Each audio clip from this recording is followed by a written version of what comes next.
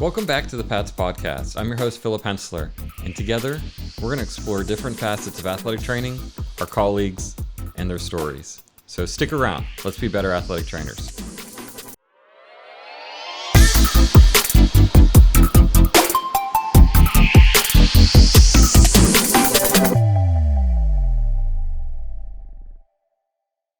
And we're back from the Pats convention with Corey and Ryan, and we're going to talk a little bit about some para sports. They've got some cool things going on back in Pittsburgh. Yeah. So, Ryan, why don't you start? Tell us a little bit about yourself, how you got into it, what currently have on your plate now. You got some exciting things coming up at the end of summer. I know that. Yeah, exactly. So I'm doing fellowship with UPMC, Department of PM&R, Sports Medicine. And so it's a year-long fellowship, and we do cover all sorts of sports, work alongside athletic trainers, and kind of really learning probably more things than I even realized from them, because they have the best sideline understanding and acute management for sure. And so I think this year I was fortunate enough to, it's kind of where I met Corey. It was this event, the USA Hockey Disabled Hockey Festival. And so that came through Pittsburgh. It was a national event. Okay. I think there was 200 hockey games over 2 weekends that we were covering. No, was that all up at Lemieux? It was at like 4 or 5 different facilities. I was going to say, if that was all taken up there in those two rinks, that would have been insane. No. We worked insane hours. I think had a couple of 12 or 15-hour days. And but it was cool. There was like sled hockey, blind hockey, hard of hearing hockey.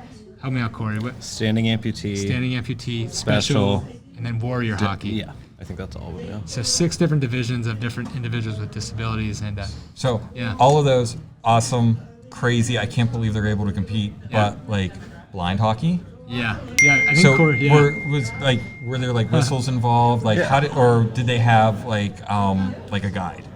So they didn't have a guide. There were a couple main rule changes. The sport itself was obviously pretty much the same, but a couple of the rule changes included you had to make at least one pass in the offensive zone. You couldn't just break away and shoot at the net. That wouldn't be fair to the goalie, who can't hear you necessarily on a breakaway. So the refs would have a second whistle that was a little bit higher pitched that they would sound once that pass had been made, so the defensive players need to expect a shot. Okay. And then also the puck itself is different. It's 3 or 4 times bigger than the little rubber puck. It was made of metal, and it had ball bearings inside of it. So you could hear it. You could hear it quite a bit, yeah. So you could hear and track it. How about the athletes? Did they have any kind of audible changes to their uniform to kind of help track, or no? A little bit. Instead of generally in sport, you're gonna have one team who's wearing white, one team who's wearing a color uniform. With our blind athletes, one team would wear black or navy, and then the other team would be wearing a bright yellow or bright orange. Okay. Because that white jersey is going to blend into the ice. Gotcha. So, Yeah. That's so cool. So back at Duquesne in my undergrad, one of my professors brought in a para athlete and completely inspired me for the para athlete movement. And unfortunately, I've never been able to get a position or get involved except for at USA Taekwondo, a couple of competitions. I always sign on to do the para the para ones, and it is, for me at least, the most rewarding because you have a puzzle wrapped in an enigma. And because you have the rules of the sport, but you also have the disability of the athlete that you have to take into account and try to find a solution for both of them to help address an injury and get them competing with all these other challenges that they have to deal with on a daily basis. And I like it. So I'm incredibly jealous you get to work with sled hockey. The Penns Elite program is awesome. It is, yeah.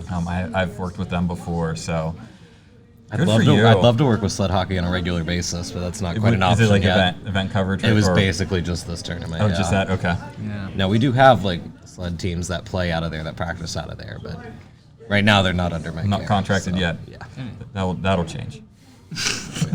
I know that group, the Mighty Penguins. If Oh, yeah. anyone's from Pittsburgh, their website, they're very receptive to anyone contributing. So you can be a volunteer. You can even help facilitate practice or cover their games. And they're more than willing to put you in the equipment to get you on the ice. And it's very humbling because they're just. Were you able to get in the sled and try it out? I've tried it, and it's just. It can't be easy. No, that just looks so difficult. Yeah, no, I had a hard time. Yeah. Awesome. So PMMR, I have a lot of experience with the physicians through PMMR, but Nice. Let our listeners know what exactly is PMMR, what are the benefits to our athletes, how do you use a pain management background to treat orthopedics? Yeah, no, it's a great question. So PMNR, and so it's physical medicine and rehab, and so we're all about improving function. Probably sounds very similar to what an athletic trainer does, right? You want to optimize how that individual performs, but we apply it to a broad array of spectrums, right? Spectrum of injuries. So our training, we help individuals who have been through a spinal cord injury, through a brain injury, maybe some people who've had strokes. There's even like cancer rehab, and really anyone who's been through something like catastrophic from a medical standpoint and needs to learn how to function again from square one. That's who we're helping. Usually that's in a hospital setting, but then I think we apply those principles when it comes to the clinic or in the training room. Now, granted, these people can do everything they want independently, but they're trying to get their speed back or trying to get their arm strength back. And I think we're pretty good at being comprehensive, right? Understanding the whole dynamic of the patient. And I think athletic trainers are great at that too, right? It's not just about the injury. What's home life like? How's school going? You have to know this athlete super well. And I think that's what we try to do. And I think one of the skills we have is we do a lot of focus with ultrasound. Okay. And so we all know how hard it is to get a prior auth for an MRI, right? That's like the bane of some people's existence. So like Hours on the phone. yeah, it's like PTSD. Like you don't want any part of it. So like if sometimes we'll use the ultrasound in the clinic room after the physical exam to like support a diagnosis, and maybe we can avoid the MRI or at least wait till it's approved. We'll have like some understanding of what we think's going on. So you can start acute care, initial treatments. Yeah, exactly. And so that's probably one of our main skill sets too. Yeah. So Corey, tell me about your background. So I grew up in Illinois, went to school at Missouri State University, graduated there in 2021 with my bachelor's in athletic training, and moved to the Pittsburgh area in February of 2022. And I'm going to ask the question every Pittsburgher is going to ask you, why Pittsburgh? I want to work with hockey. Okay. I enjoy the sport. I love working with it. I'd like to eventually be at the pro level working with it. But for now, having my own little organization, helping out with the kids, it's a good time. And there's a fun kids too. They are fun, yeah. And my coaches are amazing and all that. Yes. So, yeah. Yeah. What are your interests outside of athletic training? What do you like to do for fun? I'm a pretty simple guy. I like cats, I like coffee, and I like sports. Okay. I've got a cat at home. Just got to show a picture of him to a room full of hundreds of people. Nice. I love coffee. One of my favorite things to do is explore like all the local coffee shops, and Pittsburgh's got a ton of them. There's a couple, yeah. And then, sports. If I'm not working with sports, I'm watching sports. So. Okay. Hockey's the main one, but I also enjoy baseball and gymnastics. So now I know, Ryan, you get worked to the bone.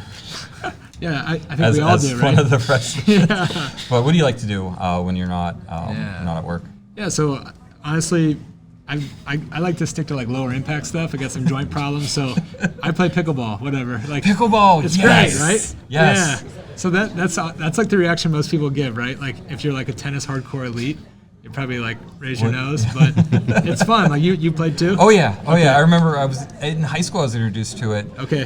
Box Toast comes into the gym and it sets up the low nets. They're like, we're playing pickleball today, and we're like, you are insane, dude. What the heck is pickleball? And then like we Googled it, and it's like there's like a national tournament on ESPN every year. Yeah. Have you played? I haven't, no. Oh, see. It's like table tennis played on a volleyball court. See, I think my experience of pickleball is limited to watching the older people at the gym play. Oh, see, so okay.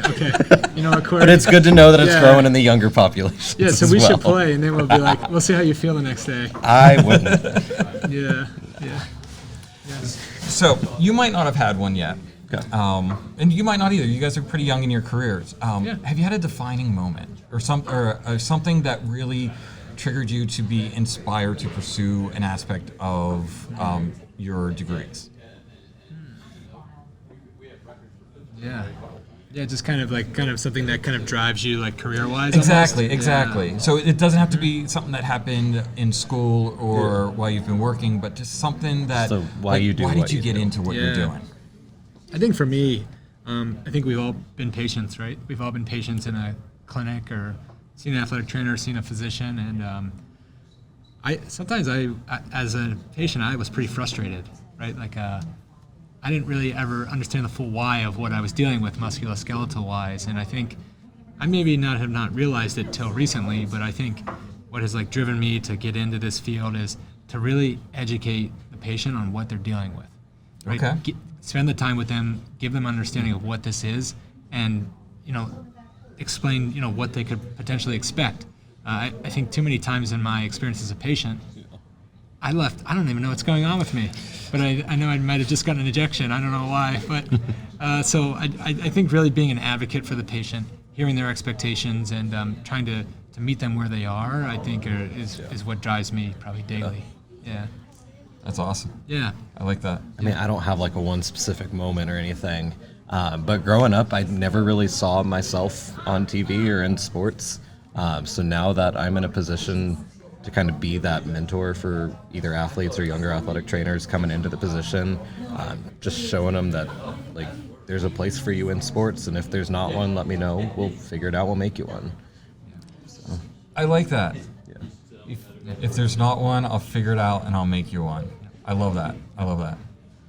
Well, guys, thank you for coming on. Yeah. I appreciate it.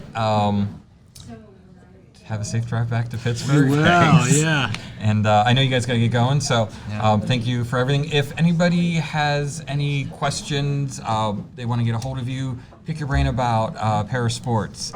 What's a good way to get a hold of you? Can you give me your phone number, Corey? Yeah, sure. So it's no. I mean, honestly, email is probably the Email? best way. Yeah. I check it religiously, so Okay. I don't know if you can put it in the description or anything, but yeah. Do you want to share it? I can spell it, yeah. Go for it. So it's Ratsch, RATSCHC at upmc.edu. Awesome. Yeah, and then you can probably Twitter's probably pretty quick. Yep. You can send. I accept everyone who asks. So it's Dr. Ryan, and then Nuss is my last name, and as a Nancy USS. That should be good. Awesome. Yeah. Look at Ryan, he plays pickleball, he's on Twitter. Wow. We'll get you out there. All right. Well, you guys have a good weekend. And again, thanks for stopping by. Thank you. Thank you. Well, this brings us to the end of another fantastic episode of the Pats Podcast. If you liked what we did here, please remember to like and consider subscribing to the episodes. Leave a comment if you have any questions, or you want to hear any topics, or if you want to become involved in helping with the podcast. Until next time, I'm Philip Hensler, and this was the Pats Podcast.